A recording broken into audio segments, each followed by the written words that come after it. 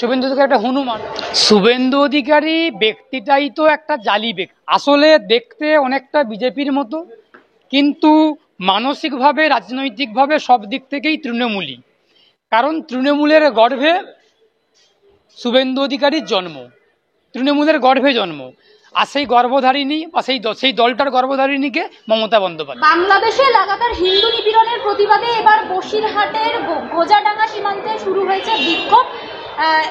পেট্রাপোল সীমান্তের পর শুভেন্দু অধিকারীর এটা দ্বিতীয় বিক্ষোভ সভা, কি বলবেন? শুভেন্দু অধিকারী ব্যক্তিটাই তো একটা জালি ব্যক্তি। শুভেন্দু অধিকারী মানুষটাই তো একটা 2 নম্বর মানুষ। সুতরাং যার কোনো কথার মূল্য নেই, যার কোনো কাজের মূল্য নেই। আসলে দেখতে অনেকটা বিজেপির মতো, কিন্তু মানসিকভাবে রাজনৈতিকভাবে সব দিক থেকেই তৃণমূলী। কারণ তৃণমূলের গর্ভে শুভেন্দু অধিকারীর জন্ম, তৃণমূলের গর্ভে জন্ম। আর সেই গর্ভধারিণী বা সেই দলটার গর্ভধারিণীকে মমতা বন্দ্যোপাধ্যায়। সেই দলটাকে যিনি গর্ভে নিয়ে জন্মগ্রহণ করেছেন বা দলটাকে জন্ম দিয়েছেন, সেই অর্থে বলছি না। আমি বলছি কি যে তৃণমূল কংগ্রেসের জন্মধাত্রীকে মমতা বন্দ্যোপাধ্যায়। হ্যাঁ, আমি বলি, মল্লিকা শেষ করি। মমতা বন্দ্যোপাধ্যায় চোর, মমতা বন্দ্যোপাধ্যায় চোর, এই কথাটা শুভেন্দু অধিকারীকে বলতে হবে। তা না হলে যদি না বলে, যারা বিজেপি কর্মীরা আছেন তারা শুভেন্দু অধিকারীকে মুড়িঘণ্ট বানিয়ে খেয়ে নেবেন। দুপুরবেলা লাঞ্চের মেনুতে ওই মুড়িঘণ্ট রাখবেন, সেখানে শুভেন্দু অধিকারী প্রধান মেনু হয়ে থাকবে। কথাটা বলতে খারাপ, কথাটা শুনতেও খারাপ, কিন্তু শুভেন্দু অধিকারী যেই ঢঙেতে উনি যাচ্ছেন, যেভাবে উনি কাজকর্মগুলো করছেন, যেগুলো করছেন, সেগুলো বলতে বাধ্য হচ্ছি। এই কথাটা কিন্তু আমার কথা না, এই কথাটা গ্রামীণ স্তরের বিজেপি কর্মী সমর্থকদের কথা, যে শুভেন্দু অধিকারী এগুলো করছেন। আদতে আক্ষরিক অর্থে উনি তৃণমূল, কখনোই উনি বিজেপি নন। এটা বিজেপি কর্মীরাও বুঝে গেছেন। গেঞ্জিতে লিখে রেখেছে মমতা বন্দ্যোপাধ্যায় চোর, এই কথাটা যদি না বলে, এটা শেখানো কথা। এই কথাটা মমতা ব্যানার্জি ওনাকে বলে দিয়েছেন যে তুমি আমার বিরুদ্ধেই যা বলা তুই বল। আমার ভাই ভারতের সাথে বৈঠক হয়েছে বাংলাদেশের এবং বলেছে যে সখ্যতা বজায় রাখতে চায়, সেখানে শুভেন্দু অধিকারী এরকম বিক্ষোভ করছে। শুভেন্দু অধিকারী একটা হনুমান, শুভেন্দু অধিকারী একটা হুনু। তার কারণ ভারত সরকার বাংলাদেশ সরকারের সঙ্গে একটা বন্ধুত্বপূর্ণ আলোচনার মধ্যে এসে একটা শান্তিপূর্ণ পরিবেশ ফিরিয়ে আনার জন্য চেষ্টা করছেন।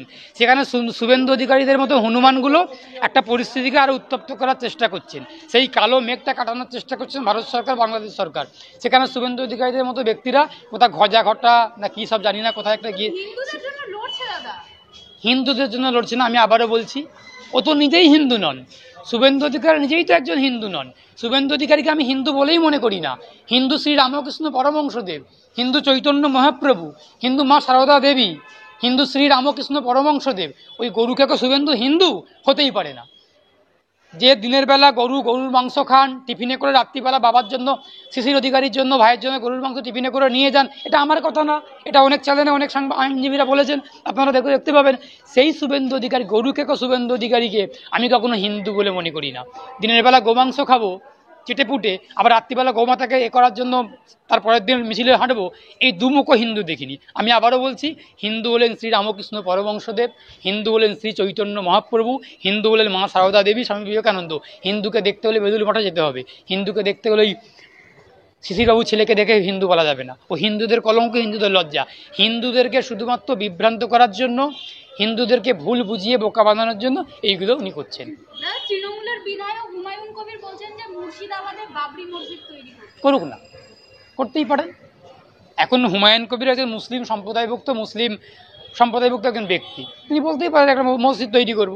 সেই মসজিদের নাম বাবরি মসজিদ দেবো না হনুমান মন্দির, হুমায়ুন মসজিদ দেবো, সেটা তার ব্যক্তিগত ব্যাপার। যারা করবেন বা মসজিদ কমিটি ওয়াকফ যারা থাকবেন তারা ঠিক করবেন, ওই নিয়ে তো আমার কিছু বলার নেই। উনি যদি বলেন একটা মসজিদ তৈরি করব, উনি যেই মানুষগুলোকে নিয়ে তৈরি করবেন তাদেরকে সঙ্গে নিয়ে করুক। কিন্তু হুমায়ুন কবির মসজিদ তৈরি করতে গিয়ে যেন ভারতের কোনো রকমভাবে যে পশ্চিমবঙ্গে যে কোনো রকম যে একটা সম্প্রীতি, এটাকে নষ্ট করে দেয়, এটাকে দেখতে হবে। কারণ তৃণমূল কংগ্রেসের বিধায়ক তো, ওটাই ভয়ের কারণ আর কি। বাবরি মসজিদ করতে গিয়ে যেন অন্যরকম যেন ঘটনা না ঘটিয়ে ফেলে। বাবরি মসজিদ করুক, হুমায়ুন মসজিদ করুক, জাহাঙ্গীর মসজিদ করুক, যে কোনো মসজিদ করুক, কোনো আপত্তি নেই। যে কোনো মন্দিরও করুক, গির্জাও করুক, কোনো আপত্তি নেই। মসজিদ, মন্দির, গির্জা যা খুশি করুক, কিন্তু ঐক্য যেন নষ্ট না হয়, সম্প্রীতি যাতে নষ্ট না হয়, কোনো রকম হারমোনিকে যাতে কোনো ভায়োলেট না হয়, এটা মাথায় রাখতে হবে। হঠাৎ করেই একটা খবর শোনা যাচ্ছে যে পশ্চিমবঙ্গে নাকি একটা নতুন দল গঠন হচ্ছে। শুনলাম ভাইপো নাকি নতুন একটা দল তৈরি করবে। মল্লিকা, তুমি যেমন শুনেছো, আমিও শুনলাম, বা অনেকেই শুনতে পাচ্ছে, কৈলাসের ভাইপো নাকি একটা নতুন দল তৈরি করবে। আর সেই দলটা নাকি পিসির সঙ্গে ঝামেলাঝাটি হয়েছে, পিসির সঙ্গে বনিবনা হচ্ছে। এই আগে দেখতাম না, পিসির মাথা ফেটে যেত, পিসি মাঝে মধ্যে বাড়িতে স্লিপ খেয়ে পড়ে ইনজিওর হচ্ছেন। আসলে এগুলো সব ভেতরের গল্প। এটার মানে কি 26-এ ভোট আসছে বলে কিছু পিসির সঙ্গে ভাইপোর কোনো রকম হচ্ছে না, মানে মনের মিল হচ্ছে না। ভাইপো চাইছে পিসিকে ল্যাং বেড়ে সরিয়ে দিয়ে আমি দখল করব, আর পিসু চাইছে ভাইপোকে করে দিয়ে, ভাইপোকে তো মাথায় তুলে দেয় পিসি দায়িত্ব দিয়ে, সুতরাং সেই পিসিকে ল্যাং বেড়ে সরিয়ে দেবে। এখন পিসির যারা অনুগামীরা ছিলেন, যারা সমর্থকরা ছিলেন, নেতৃত্ব, তারাও তো পিসির বিরুদ্ধে গান গাওয়া শুরু করেছেন। পিসিকে চাই না, ভাইপোকে আমরা চাই। একটা ভাইপো লবি, একটা পিসি লবি। আমি আবারও বলছি, কালীঘাটের টালিচালার ভেতরের দ্বন্দ্ব, পিসি ভাইপোর দ্বন্দ্ব, সেই দ্বন্দ্বটা এবার প্রকাশ্যে আসতে চলেছে। পিসি যে বারবার আক্রান্ত হয়েছিল, মাথা পেটেছিল, পা ভেঙেছিল, বিভিন্ন রকম হয়, ওর পেছনে ভাইপোর অবদান আছে। যতই বলুক মাথা ঘুরে পড়ে গেছি, প্রেশার কমে গেছে, প্রেশার বেড়ে গেছে, সব ওর পেছনে ভাইপো দায়ী আছে। বললাম, কালীঘাটের টালিচালার ভেতরের দ্বন্দ্ব, পিসি ভাইপোর দ্বন্দ্ব, অন্তর্কলহ এবার বাইরে প্রকাশিত হতে চলেছে। ভাইপোর নেতৃত্বে নতুন একটা দল হবে। সে যেই দলই আসুক না কেন, হোক না কেন, চোরেদের দলে চোরেরাই থাকবে, কয়লা চোরের দলে কয়লা চোররাই থাকবেন, সোনা চুরির দলে সোনা চোরেরাই থাকবেন। সুতরাং চোরেদের দলেতে চোরেরা থাকবেন, ডাকাতরা থাকবেন, খুনিরা থাকবেন, আপনার ধর্ষকরা থাকবেন, এটা স্বাভাবিক।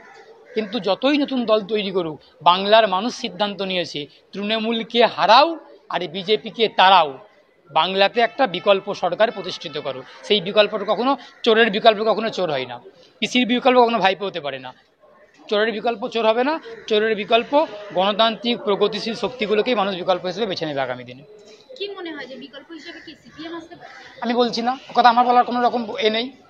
বাংলার মানুষ যেটা ভাবছেন, গ্রামগঞ্জে ঘুরে যেটা বুঝতে পারছি, বাংলার মানুষ বলছে এই বিজেপি তৃণমূলের সঙ্গে সেটিং করে বোঝাপড়া করে চলছে।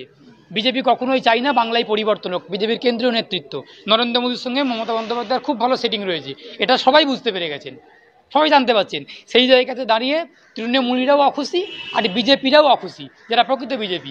ওই জন্য বিজেপির যারা নিচু স্তরের কর্মী, তৃণমূলের যারা নিচু স্তরের কর্মী, তারা সিদ্ধান্ত নিয়েছেন, যে বললাম, তৃণমূলকে হারাও আর বিজেপিকে তারাও। তারা একটা ভাবনা চিন্তা করছে, বিকল্প গণতান্ত্রিক স্বাধীন একটা প্রগতিশীল শক্তি, ধর্মনিরপেক্ষ শক্তিকে তারা ক্ষমতায় আনবে। বামেরা হতে পারেন, কংগ্রেস হতে পারে, আইএসএফ হতে পারে, যে কেউ মানুষ ঠিক করবে সেটা। দাদা, এর আগে দেখেছি বহু নির্বাচনের আগে দল থেকে বহু নেতা নেত্রী বিভিন্ন দল থেকে আরেকটা অন্য দলে চলে যাচ্ছে। তো এই 26-এর নির্বাচন আসছে, টিএমসি থেকে বিজেপি অথবা বিজেপি থেকে টিএমসি, কোনটার দিকে বেশি ঝোঁক নিতে পারে বলে মনে হয়? আমার তো মনে হয় অভিষেক বন্দ্যোপাধ্যায় চাপে মমতা বন্দ্যোপাধ্যায় নিজেই তৃণমূল ছেড়ে অন্য দলে চলে যাবে।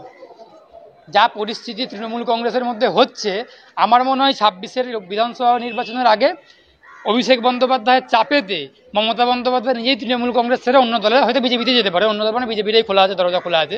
কারণ বিজেপির সঙ্গে ওনার অতীতের সংসার করা বা রাজনীতি করার অভিজ্ঞতা আছে, ভালো অভিজ্ঞতা আছে, মিষ্টি অভিজ্ঞতা। বিজেপির কাছে উনি অগ্নিকন্যা।